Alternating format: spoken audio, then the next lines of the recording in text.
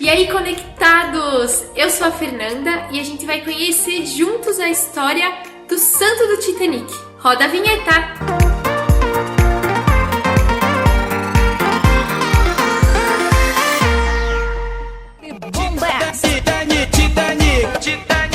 Sim, tu tá no canal certo e a gente vai falar do Titanic. Então, acalma o teu coração que eu já vou te explicar. Estava eu rodando o Facebook quando me deparei com a notícia: conheça o Santo do Titanic. Eu fiquei, what?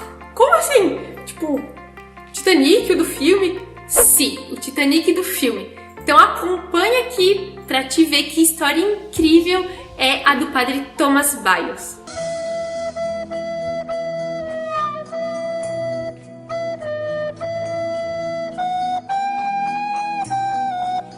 Dia 31 de março de 1909, começou a construção daquele que seria o maior barco, o mais glamuroso da época, o Titanic. E sim, é o Titanic do filme, então se tu já assistiu o filme Titanic, comenta aqui embaixo o Jack Rose ou Ele Cabia na Prancha, que a gente vai saber que tu assistiu.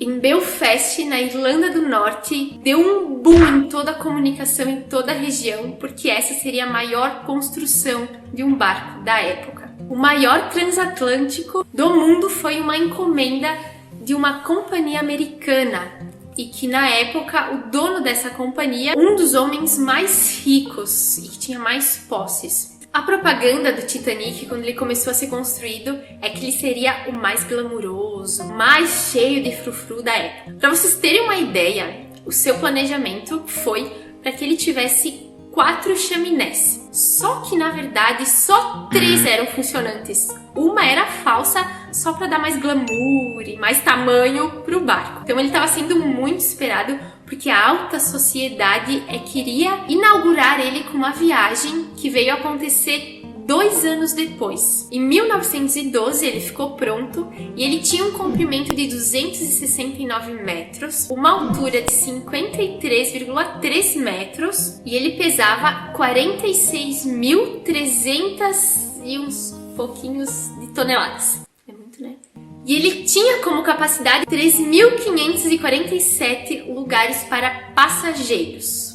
Nesse mesmo ano, o barco, que tinha como propaganda ser inafundável, porque ele tinha o melhor planejamento, ele era o maior, o mais bonito, o mais glamouroso, o mais cheio dos Paranauê, foi no dia, então, 10 de abril, que ele teve a sua primeira viagem. Às 9h30 da manhã, no porto de Belfast, se iniciava o embarque de 1.316 pessoas. E nesse grupo estava o padre Thomas, que era um sacerdote britânico de 42 anos. 2 dias depois do embarque, a tripulação começou a receber alertas de que haviam grandes blocos de gelo no caminho que estava proposto para esse transatlântico fazer. Não bastando um aviso, foi recorrente desde o dia 12 até o dia 15 de abril desse ano.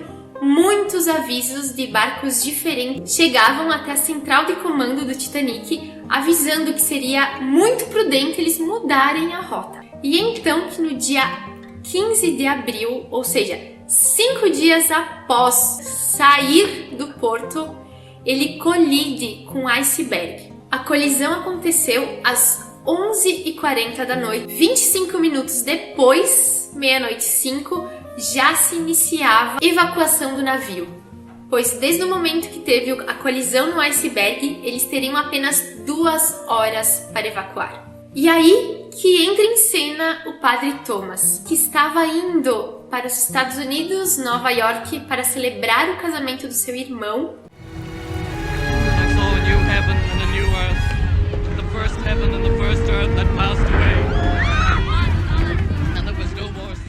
No Titanic tinham alguns botes, mas que não eram suficientes para evacuar todos os tripulantes, tanto passageiros quanto a equipe que estava a trabalho, que dava um total de 2.224 pessoas. A evacuação ela iniciava com os passageiros da primeira classe e assim ia indo até o número que fosse possível. Nesse processo, um marinheiro pediu muitas vezes para o padre Thomas ir em um dos botes que estavam sendo evacuados. Mas Padre Thomas disse que não, que ele não sairia do navio até que tivesse alguma pessoa lá. Padre Thomas então cedeu seu lugar para que outra pessoa pudesse se salvar. E não foi só esse o gesto heróico do Padre Thomas. Ele também passou as 2 horas acalmando os que estavam lá no barco com ele, confessando, abençoando. E nesse tempo, quando dava alguma movimentação diferente e mais brusca, porque eles eram arremessados de um lado para o outro, Padre Thomas erguia a mão e caminhando entre as pessoas ia acalmando e ia conduzindo elas para que não se desesperassem, para que ficassem tranquilas. Uma das passageiras que sobreviveu fala sobre Padre Thomas de uma forma muito bonita, contando a experiência do que ela viu, do posicionamento dele nesse tempo. Ela diz: fomos arremessados dos nossos lugares. Vimos o Padre Baios diante de nós, vindo do corredor com a mão levantada.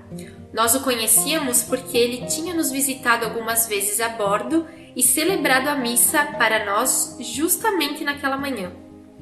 Tenham calma, pedia ele, e depois continuava na 3ª classe dando a absolvição e abençoando. Alguns ficavam em pânico e era então que o sacerdote voltava a levantar a sua mão e todos ficavam calmos. Os passageiros estavam completamente surpresos com o alto domínio absoluto do padre. Esse é só um dos testemunhos das pessoas que sobreviveram a essa tragédia, e muitos testemunhos falando do Padre Baios e da importância desse dar a vida que ele deu, dessa opção, está no site que a gente vai deixar aqui na descrição do vídeo, que vocês podem olhar os outros testemunhos, porque são muitos. E esse site, que tem todos esses testemunhos reunidos, foi criado por um padre que hoje ele é pároco da comunidade onde o Padre Baios era responsável, e foi ele que, juntando as informações, criou o site e solicitou ao bispo da região para que se iniciasse o processo de canonização do Padre Baios. Se tu não sabe ainda como é que é um processo de canonização, a gente tem também um vídeo e vai estar aqui ou na descrição, em algum lugar. A gente tem um vídeo já contando bem certinho como é que é a etapa para declarar alguém santo. Então depois daqui tu corre conferir o outro vídeo também. E o Padre Baios, então, ele está bem no início do processo. Ainda estão sendo arrecadadas todas as informações para ver se ele teve a vivência das virtudes de forma heróica. E depois disso, então, se dá sequência ao processo. Por isso que a gente ainda não declarou ele santo, não podemos chamá-lo de santo, mas já se iniciou um processo. Não tem como a gente não se inspirar na história do Padre Thomas. Com certeza ele viveu inteiramente o significado da palavra cristão, que significa outro Cristo. Cristo deu a vida por nós na cruz para a nossa salvação.